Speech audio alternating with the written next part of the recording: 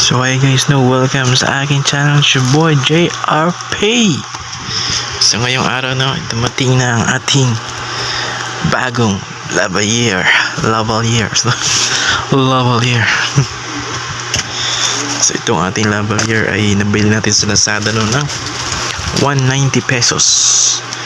So i-unbox natin i-unbox natin guys.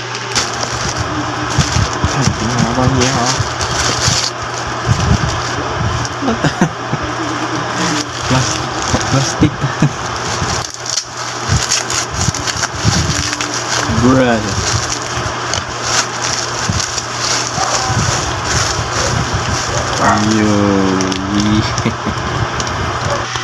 So ito na guys, try na natin to guys. Hope na gumana siya. Ito lang, walang hindi sira.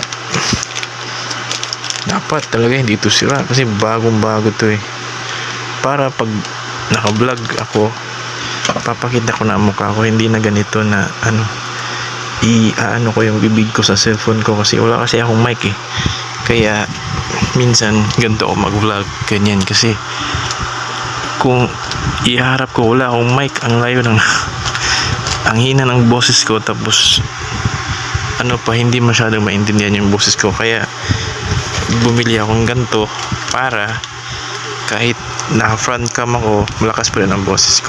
Hope lang na okay ang audio nito. So check na natin guys, na natin testing. So yun guys, oh my god, itong aking binili na lavalier hindi siya gumana guys, hindi siya gumana. Hindi ko alam kung bakit, pero ang good news is ito ang headphone, luma na to binili ko to mga 2024, 2 years ago, pero nung hindi ito gumana, kinuha ko to doon sa tapos trinay ko, pag ko rito sa aking phone, ito gumana siya. So medyo hindi ko alam, blessings in disguise siguro to. Pero hindi pa rin gumana itong 190 pesos na lavalier. Hindi ko alam kung anong problema nito, pero at least now meron tayong headphone, tapos meron pa tayong mic. Dahil akala ko nung trinay ko kasi ito, hindi ito gumagana, pero ngayon trinay ko ulit, medyo nagana na siya. So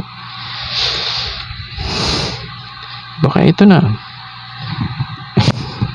good na rin to kasi may headphones na may mic pa. So baka ito na ito na lang gamitin ko kahit malungkot ako na hindi to gumagana. So